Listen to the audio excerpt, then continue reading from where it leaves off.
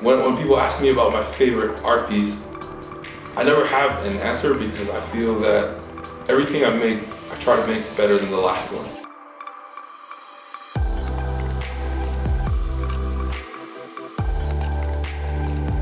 Okay. Well, thank you, Lekka, for joining us on our episode. Yeah, sure. My name is Lekka. I was born in American Samoa, from the village of Nu'udu. Shout out to the village, you know what it is. But I grew up in Anchorage, Alaska for most of my life until I moved to San Francisco. I've lived in Seattle, and then ultimately I've moved here to Utah, where I live in St. George with my beautiful wife, Rachel. Shout out to my family, Rachel and Cal, love you. Awesome. So it looks like you've been all around the world then, huh? All around the West Coast, that's close enough, yeah, close enough. What's one thing you're grateful for being raised in Samoa? One of the biggest blessings I have about Samoa is the humility that it's giving me moving off the island. Just because how humble those beginnings are, you know, they don't have as much as we have here in every single area of my life, and so like you go home, you realize like that was always enough for our ancestors, that was always enough for our families, that was always enough for the people that made you who you are. So like don't get complacent and think now we're too much to live like that, because we have all this fancy stuff here in the States. And it's cheap.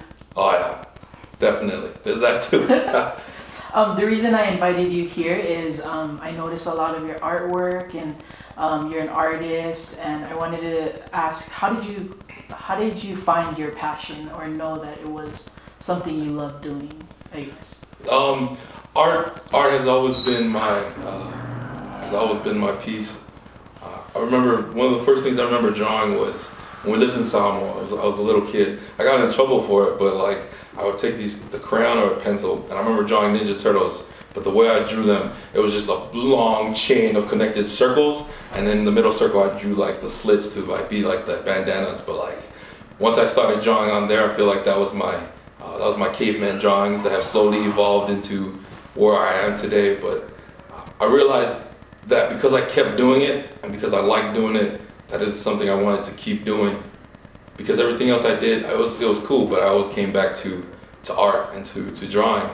And so like hopefully that answers the question. Like that's when I realized I should probably keep doing this because I'm pretty good at it and I like it a lot. I appreciate your artwork. I have a few on my wall. I gifted a few. People are so stoked to have them. I saw on your Facebook that you posted a picture in your senior year, I think. You guys were allowed to paint a wall. I did my research. I appreciate that. Man. What was that all about? So my senior year, my science teacher, Miss Teresia, she knew of the art that we like to do, because like me and some of my friends like to draw, and so on this long stretch of like cement wall, she's like, we want to do this mural. It was for like quitting smoking and like encouraging that, and like just for the kids on campus. But one of the many things I appreciated was like she recognized that that's something we like to do, and she gave us an outlet that was a little bit more productive and just a little bit more positive than going and like spray painting on other people's houses. She's like, no, like I'm telling you to do this. Not only that, that was my first commission piece. Like she paid us to do that. No. Granted, we were, like normal commissions are now, like it wasn't, but as a high school student, she gave us money, but she's like, oh yeah, and she bought us lunch. And the cool thing was like we got to do it during school, and like she's like, yeah, and if you need help, just let me know who it is and we'll let them. And so like I told her, I was like, yeah, I need these 4 other guys to come and help me. I didn't, but those are my boys. So I got them out of class to just come and hang out with me. And it was like just layers upon layers of like good experiences, but like that's definitely something that helped me to put that more on the forefront and like show it off to more people than just in my notebook, and people saw my notebook. Like this was on the school wall, and you saw it was right next to our gymnasium where we had all our assemblies. So like you saw that, you can't miss it. You have to pass by it to go into the gym. And so like thinking back to it, that was one of the bigger opportunities I was given, but I didn't realize that at the time. It was just a cool time to be with the friends that I really liked and who were very supportive of that art, and we got to eat and joke and skip class. It was Heck legit. yes. Everybody eats at your table, right? Hell yeah. That's Hell cool. Yeah. It reminds me of a saying, I can't remember who said it, but all it takes is one person to believe in your dreams to actually make you want to continue to do it. And props to the teacher for opening that door for you, and knowing that your work is really good, and she let you pretty much graffiti the school. Yeah, it was pretty cool. That's cool. I did see a lot of your work. Kind of, it's like a journal for me, like how I write in my journal. I feel like a lot of your work was a journal for you on your mission. One of the piece that you posted was, I think, an elder kneeling, and you captioned it was a hard day. Did you draw that on your mission? I did. And you're right. Like, I mean, again, without me realizing it, like that's what it turns out that the art is. It's definitely a reflection, but like I get to just let out everything that I'm feeling, whether it is positive or negative. That just happens to be one of the days where we had been making progress with an investigator, and like out of nowhere, the next visit we had just was terrible. Like she was doubting a lot of what we said, and like she was questioning whether she wanted us to continue to move forward. And like as a missionary making all that progress, like just even in life, like, we're making all these strides forward, and then this happens, and it was a hard day. And so like I tried to reflect that in the image, because like it was the elder kneeling, but I had it raining, because that's how I felt. Like I felt like all of this disappointment rained down, and I was just like drenched in all of this like unhappiness, all of this like feeling of like I didn't do my job right, like it's my fault, and all these other things. And so it did help alleviate a lot of that. I mean, a lot of prayer added to it too, but that image, like I hope it comes across, because I felt that when I drew it. Like it was a hard day. I felt that. So that's why just looking at it. Glad to hear that. And it's crazy because we just talked about how the quote from Mr. Rogers, how we can change a corrupted or crazy world by the use of our words. Imagine all the things you change in your own world by the use of your visuals, your pictures, your art. I think that's something pretty cool. I did see a lot of you doing a lot of artwork for your family. Your aunt's houses, and most of it had a lot of tribal in it. Do you feel like that's something significant to you, like using tribals in your artwork, and if so, why? Oh, definitely. I mean, one of the easiest ways to identify our people of the Pacific is through those patterns, through those motifs, because they're very specific to us. And so outside of any other like icons or symbols, like it's those patterns you see that tells you like this is the Polynesian. Where it's from is a deeper level and deeper degree of separation, or at least understanding the individuality of it all. But like when I do art, especially as I grew up, the more I learned it, the more I wanted to implement it, because the more it represented who I was.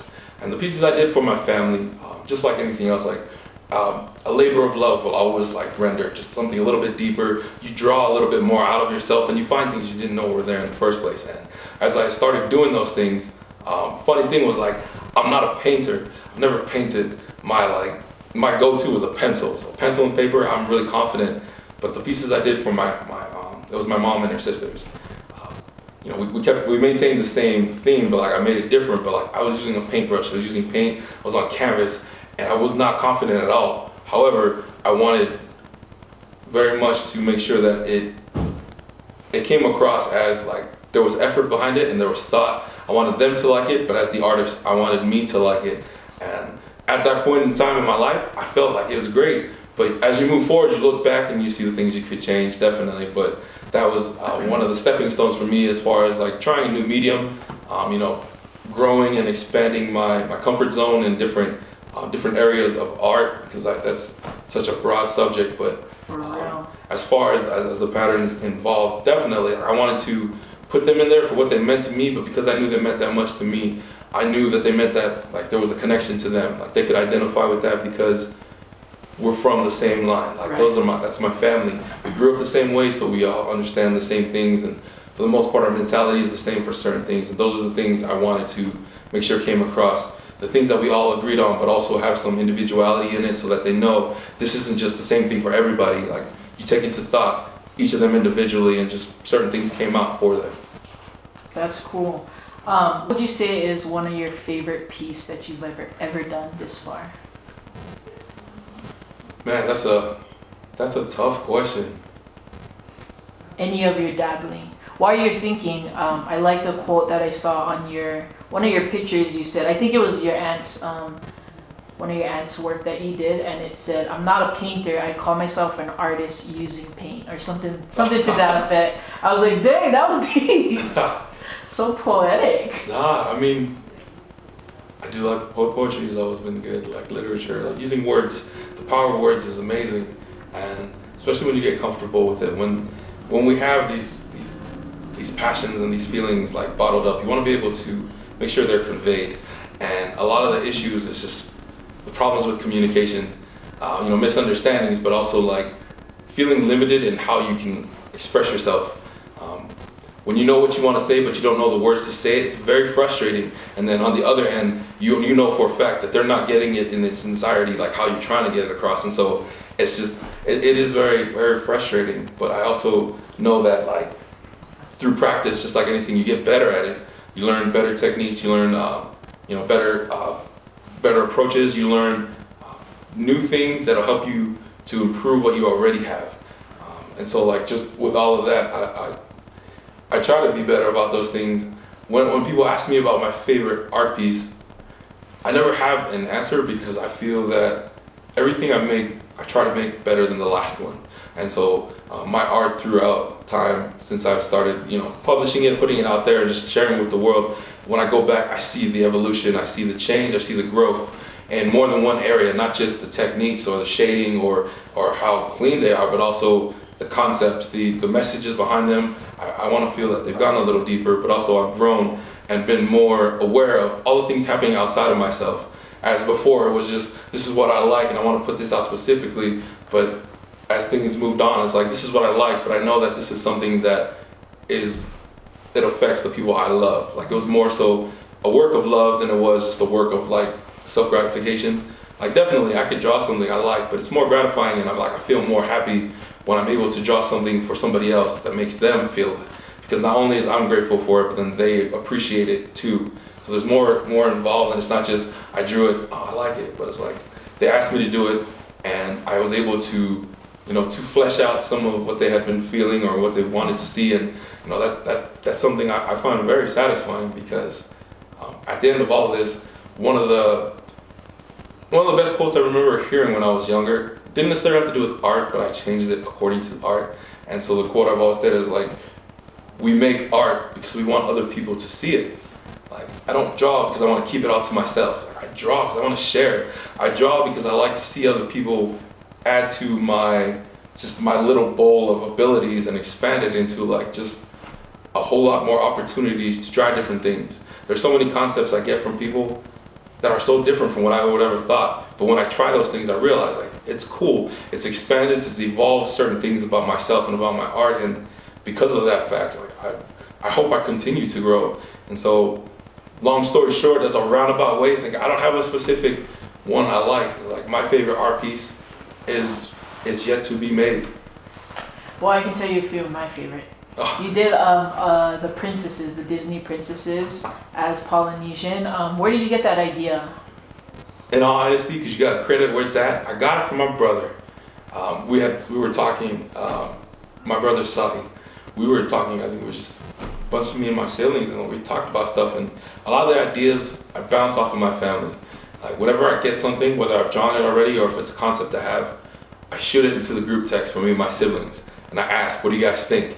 And so things come back. And we had done something where they're like, you should make the Disney Princess Polynesian. And I'm not sure why that came out, but I did one. And after we did one, we got so much positive feedback, I did another one. And like, so a lot of that was just, making sure that you don't limit yourself to just what you know and what you like. Understanding that other people have great ideas too, and that can affect you in a positive way. Granted, I don't want them to direct everything I do, but it's always good to be inspired by others. Like all great creators are inspired by somebody. You want to pursue what's already out there in your specific way. Like, it's my interpretation of what I've seen, not necessarily, like, we don't ever want to plagiarize or like steal what somebody else's exact work, but like, I know everything I have is inspired by somebody else's work I've seen. I've seen something and it's like, I would do it like this and I would do it like that, and then I go and do it, and that's what I show, because I know, like, I respect whoever did it enough to want to do something similar. Like, what is that? Emulation is like the highest degree of flattery or something close to like that. Like, imitation, I think is what it is. But like, I do it because I like them and I want to be that good. It's like, right. I try to go that direction, and it helps me grow the rest of me to follow along with that. True. Well, I'm sure the same person who invented phones didn't invent the phones that we have now, right? Oh, not even so close. They're just piggybacking on ideas. Speaking of your passion, so we talked about how you found your passion. Now, recently you went full time in drawing and being an artist. You're also a dad, a new dad. Congratulations, 1 year, you made it. Woohoo! How did it feel stepping out of the norm and investing in your passion full time? Man, I'm not gonna lie. Just because of how I was raised, because of how I viewed certain things in life and like priorities and things like that, become a family, like it's everybody's. And so for me to say I want to use all of this just for me, I felt was very, very selfish. But at the same time, it's another reason why I'm very grateful for my wife, because she was very supportive. Not blindly supportive. It's like, oh yeah, just do whatever we want, but because she believed in the skill that I had, and she also wanted to be part of that growth, and I love her for that. And so being able to stay at home initially was something I had to get used to, because I grew up working, work hard, like do what you need to do for your family. And for me, it was like, well, I went to work. Like, once I graduated, I got a job to help pay the bills. The bills were there, not because it was just on me, but it's just because, like, as the oldest, I felt the need to be the one to provide. And so, yeah, I worked, because for me, it was like working was easy, because once you know what you're doing, you continue to do that and improve. But being a stay-at-home dad only adds to that. I get to spend time with my beautiful little princess, and I see her growth, and I'm happy that I'm able to be part of that growth a little bit more than I was prior to going full-time with this. But it also gives me more time to focus on the business, because before it was somewhat of a side gig kind of thing. It was like when I found the time, I did it. But now I make the time. Like, you become a little bit more efficient. I schedule in times specifically for the business, and then the decisions we make as a family are the business decisions. And so one of the greatest things is, like, it's not just on my shoulders. Like, I don't have to carry this burden alone. Like, my wife does so much to help me feel a little bit more confident, but also explain parts of business that I'm not comfortable with, that she's very familiar with. But also having my daughter helps to remind me why I do it, but also keeps me grounded enough to know that will always be second to family. And so it keeps me not investing or overly investing my emotions and everything I have into the business, because then that means whatever is left, all the negativity, is all I have to give to my family, and that's never a good thing. So I've grown, not just in the business world, but like as a father, as a family man, but also as an individual, understanding more and more the importance of priorities, making sure that you know what matters most, and like to keep that what matters most. That's cool, like finding the balance, right? Yes. So it doesn't even sound like you were raised in somewhat, like you talk really good English, you're very intelligent the way that you talk. Where have you always been like this, or like have you gone to school? Like, what do you use to grow, I guess, or motivate you? Actually, so I went to community college. Shout out to the ASCC in American Samoa. Went like one semester though, that was it. And so as far as like secondary schooling, or at least the college levels, I didn't get too much of that, but I do like to read. I like to read. I like all the things that do with the arts, not just painting and drawing, but also literature. Like, growing up, I wrote a lot. Not necessarily stories, but I did a lot of poetry. And so like when I did that, it helped me better with getting rhyme schemes, but it also made me have to expand my vocabulary. And so that was one thing that helped me to learn new words, but also it helped with my expression, because learning how to express yourself was important. And so the more words I learned, the more specific, the more accurate my convey was. And so that helped me a lot. But also just when I do like to read, I like to read a lot of random stuff. Yeah? Well, not random, but like I like to read things that not a lot of people that I'm around are too much into. At least growing up, I wasn't. Like I like sci-fi. I like fantasy. I love anime. Like I grew up on all those things. Like so I love like Lord of the Rings. I love Star Wars. Like I loved Harry Potter. I read those types of things because it took me to a world that I didn't live in, but there's so many things that I could identify with that were in those worlds. And like there was a lot of things growing up too that looking at it now, I realized I found other parts of the world, or at least I found parts of my world in other parts of this actual world. Like I remember growing up, I loved Greek mythology. Like I would read about all the gods, and then I went into like, yeah, it was the Roman mythology, but then I also went to all the other world, like the other countries, like the Celtic, the Norse, came to the American, like the Native Americans, which also went to Japan, to China. Like you went to different things and you discovered like they had ways to try and share what they believed and make sense of it. And for me, I was like, that connected in a deeper level to my culture, at least to my understanding of my culture at that time. And so, you know, I felt a deep resonance with that. And so as I grew up, I started reading a lot of different things. Like right now, like my wife will tell you, like one of the things I do on my free time is I read a lot of manga, which is like Japanese comics. Mm-hmm. But outside of that, there's other comics from different countries, like manhwa, which is from Korea. There's Chinese ones. Like I found all of these, like I don't even know how to say the words, but I find them, and it's like this Chinese like fantasy like sci-fi novels, and they're super long, and that's what I read. Dang. Is that like soap operas in magazine version kind of? Oh, I mean like these are like Lord of the Rings, but like they're super long. Oh. Like I found a new one, so I'm reading it. I'm on like chapter 500, but like the one I read before that, which I read up to date, has like 2,500 chapters, and so like I read them because it's a continuous story. Is that in English? Yes, it's translated. So that's why I'm like, I read that and I'm like, there's so many things that are conveyed inside of these books. Like so many life lessons, would you say? Yeah. A million life lessons in there, but it's also like just a lot of morals and a lot of things that I love. You know, there's a lot of lessons of humility. There's a lot of lessons of understanding, you know, that just because you were born a certain way or in a certain place, that doesn't mean that's what will limit you. And I feel like that's one of the biggest things for me, is that I identify with a lot of the characters. And so when I read these books and I see them like transcend those limitations and like prove all these doubters wrong and everything, and like I find it courage in me to know that like I can as well. Granted, it's easier when you read it, it's somebody else's story that they overcome the you know, the antagonist, but like for me, like it's not a person as much as sometimes it might be different issues or different like personal matters that I need to overcome, or things that I need to, you know, my pride I need to swallow. And so like, you know, the application of those books is different, but like that's definitely something that has affected a lot of my art, but also just my view of things as an individual growing up. Dang, that was deep. That was deep. I've had a lot of conversation with you, and it's always so meaningful and deep. It's never like, you know, waste time. Both ways. Yeah, it's pretty cool. I like talking to you. What is something exciting you're working on, if you are?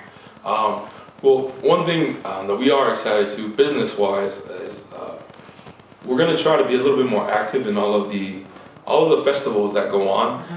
Starting next year, like we're going to start putting in. We've put in for some, but we want to be part of a lot of the Polynesian specifically centered, or at least themed festivals, so that we are able to meet the people who want to be there, but also just to network and meet other people who are doing what we're trying to do. Just fellow Pacific Islanders who have a talent that they want to share. And it's not even because I want to be better, I want to meet more people like me. I want to be in a circle of like-minded individuals and peers, so that we can all like just help each other and grow and move the movement forward, like move the progression of our people, however you want to take that. We want to move our people forward in any way we can. And so like moving forward, if anything, we want to be part of every single Polynesian, or at least Pacific Island based festival here in Utah. So whichever ones are coming up, we're going to try to be part of. We were part of the Thanksgiving days last year, or the Polynesian days at Thanksgiving Point, and that was our first one, but it was such a great experience that we want to be part of more and more, because we saw there's just a lot of other people out there pursuing their passions, like they're pushing it, and you love the vibe, you like what's happening. It's like it's not about putting each other down, it's about like building up all of us as a whole with our individual talents and efforts, and like I'm all for that. And so if there's anything we're working on being part of those, but I mean, we're also working on other things as far as like new artwork, new pieces. Yeah, like, I saw a list of your ideas. There is tons to keep you so busy. Yes. What would you say? Actually, let's start on the rapid fire. Not going. Can. You ready? Yeah. Okay. What would you say takes up too much of your time?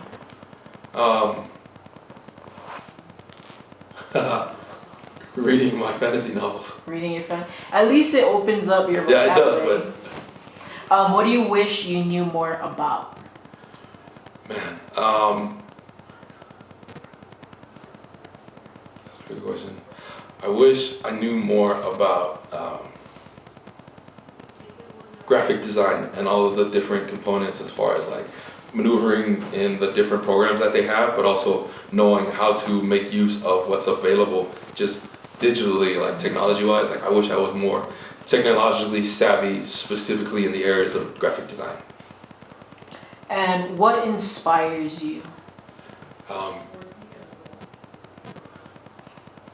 That's a loaded question. All right. Now, like, inspiration for artwork comes from what's around me, but I know that it inspires me because it's something that I feel a connection to.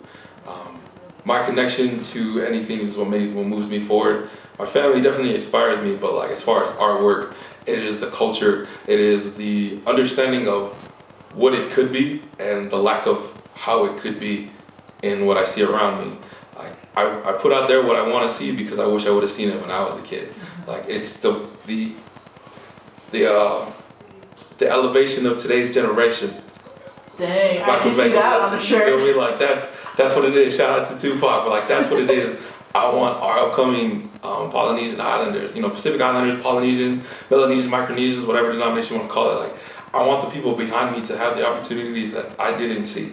I want them to have the understandings and just the availability of knowledge concerning these specific, things. Mm-hmm. Because I didn't. I had to learn it. I want them to learn it, but I also want it to. I don't want it to be as hard. I don't want it to take as long because I want them to spend most of their time using what we already have gathered and amplifying it and adding to it. Yeah. That's cool. It's like giving not really, because you know how they say like, let's not help them, let them learn the hard way. Yeah. You're helping them learn it and then using that to what they love to implement it. That's really cool. What are some things that you had to unlearn being raised in like a Polynesian family in a Polynesian village? Is this specific to the art or just in general? In general. One thing I did have to unlearn is this mentality that like if you're older than me, then like you're never wrong and that you will always be right and that I always have to listen to you. Not that I want to be disrespectful, but like it inhibits the growth of our young people because then in their eyes like you'll never grow up, and if you keep the mentality they have that you're always a little kid, that'll inhibit your growth, and like by the time you realize no, I am an adult, I'm old enough, you're really old. I mean, that's nothing wrong, but like as kids grow up, treat them as individuals. I mean, like there's a certain age, yeah, you're learning, but like when they come into themselves as teenagers, like don't hold them back. Like don't let them not do what they want because you didn't get to do what you wanted. And so for me, like the hardest thing to unlearn is just that the culture I grew up was not perfect, and like that doesn't mean that the people were wrong. It's just like they continued to move forward with what little they knew. But as I learned that there was way more to that there was a pure essence to it, that there was just more fundamentally based like solidity in the foundation, I realized like they were just running with the little they knew. And so I couldn't be mad at them. And so I had to find out for myself what that actually was. And the application of that as well is understanding that the OGs aren't going to agree with how we apply it now. But if we don't continue to move forward and advance and to evolve it to be applicable into the world we live in, if anything, it's just gonna hurt us in the long run. And We're left back. yeah, and so it's like you gotta move forward with the times, but take what you have with you and move forward and improve it, but like make it applicable, like, because we don't live in Samoa from 1600. Like, this is 2019. Like, there's a lot of things here that it's hard to like make sure like that they're not on the same levels anymore, and a lot of that is just helping bridge the gap of understanding between now and those who came before us. If you could spend the day with someone dead or alive, who would it be? Man, that's a hard question. It's a good thing I don't have to answer it really, really fast. Ooh. Your brother. Got it.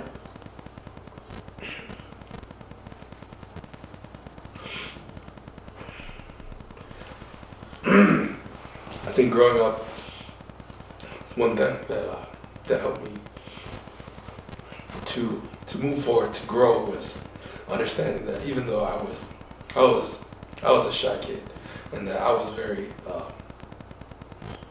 I was skeptical about the skills that I had and the drive to continue to grow and evolve. Like, I was able to do so because of the comfort of knowing like my brother was always there. Like, he always supported it. I think he'd be so proud of you. So proud of you. Thanks. What's the luckiest thing that has happened to you? Well, it's the luckiest thing, but it's also the best thing that ever happened to me. Like, I met my wife. Like, our story is so weird, and it seems so unreal, and like there's no way that it would ever be happening, but like that's how it happened. And I count my stars every day that she and I were able to make it work. Because I know for a fact without her, I'd still be stuck just drawing papers and keeping them to myself. Like, I would not have adventured. I would not be able to meet all the amazing people I met, like you, like our family. Like, there's so much that I'm grateful for, and it's only because of her. So, shout out to my beautiful wife.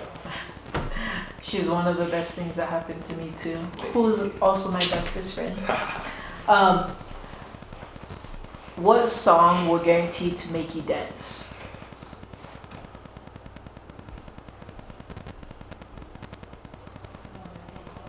Man,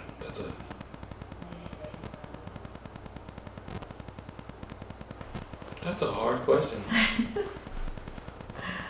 I feel like the first answer that comes to your mind you usually go with, but like... Baby Shark. No. Crazy enough, the answer to this question brings out the fob in me, because I'm a fob. Fico Malipese from Zipso. That's my jam. Like, not because I'll get up and dance, but like every time it comes, like I'm just like, dang, that's my jam. Like, I can't dance, so I won't get up and do it. But like, that always makes me happy. Like, comes up and I'm just like. I also did my research. I saw your dances, bro. It looked like you, what is that called? Choreographed them too at I think it was at your ward party. I'm not sure what you're talking about. I can even show you a few moves that you did. I was like, whoa. I saw it on your social media. Okay, ward dances bring out the best in everyone's dance skill. You sing too, huh? You're lucky I don't ask you to sing a song. I'm just kidding. I don't know if I sing. I like to jam though. I like when everybody sings together, definitely.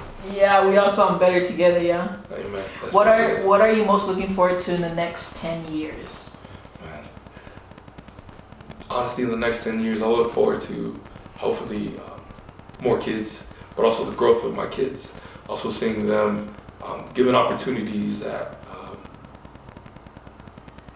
either I didn't take advantage of when I was a kid or I just didn't have. And so, I mean, definitely I want to see the growth of the company. I want to see more opportunities to share, to collaborate, to work, and to grow. But my biggest, like, again, what matters most should always matter most. It's like I just want to see my kids grow up. I want to see them happy. I want to see them know all the things that I love, but I also want them to grow and develop their own passions, and also understand that we will not hold them back. Like, I want them to fly. I want them to soar. I want them to grow in their own skin and be comfortable and be happy. Like, and I want that for everybody. Like, in the next 10 years, like I want to see the development and just the growth of not just how many people in my families, but the individual personalities and characters in our family in the next 10 years. What is something you think everyone should do at least once in their lives? If there's anything, if you have, I mean, it's something I feel a lot of people should do. Some people have done it, but like, if you haven't, since if you haven't, I feel you should go back home. You should go back and reconnect with their land. I need to go and feel the power of the spirit of not just the culture, but like the spirit of all your ancestors that have saturated the lands that you come from. Like, I feel that at least once. Some people are lucky enough to continually be there, and if you're already there, I encourage you to let go of what like Western civilization and all of the modern world has like filled your mind with, and remember what the purpose of life was, like why they did what they did, how they did what they did, the strength that came because of that, the understanding, but also just the power that is in the lands, that power that is in the understanding of what it is. Like, one of the best things for me was to go back to Samoa after I had grown into who I realized I was. I took that individual back home, not still learning or not sure of who I was, and I went back. It felt great, but there was no stronger connection than when I went back knowing who I was, and then learning what was there and learning who was before me and how that is part of me. So I encourage that a whole lot. Whether it's Samoa, whether it's Tonga, whether it's back to Aotearoa, whether it's to Tahiti, like, you know, call it what you want. Go back to Fiji, to Guam, like, wherever home is. It might not be the islands, but the home is the islands for me, always will be. I encourage anybody, if you haven't, go back. Go back home. Last question. If you could give back to your village, what would you do? Man.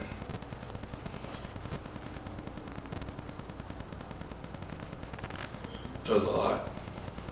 Man, I feel like those questions are good questions because they're loaded questions. It's Mavel, bro. But like, if I could give back to my village,